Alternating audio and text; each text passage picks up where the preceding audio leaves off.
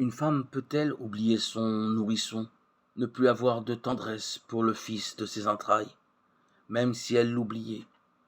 Moi ne t'oublierai pas, car je t'ai gravé sur les paumes de mes mains, j'ai toujours tes remparts devant les yeux. Isaïe 49, 15, 16. Marie était là, bien sûr. Se pouvait-il qu'elle n'y fût pas? Pourtant ce n'était pas à Jésus un réconfort de la croiser sur son chemin, car souffrir c'était dans l'ordre, dans le plan immanquable de la rédemption. Mais voir souffrir sa mère, que dis-je, voir sa mère souffrir à cause de soi, c'était cela d'abord, c'était cela surtout qu'il y avait d'insupportable.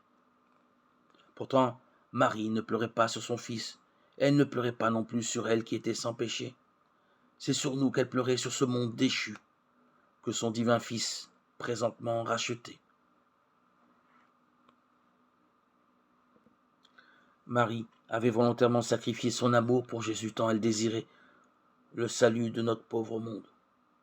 Sa tendresse maternelle cédait devant son espérance de la rédemption. Elle ne fit rien pour sauver son fils de la mort. La mère était prête à servir d'échelle pour que son fils meure sur la croix.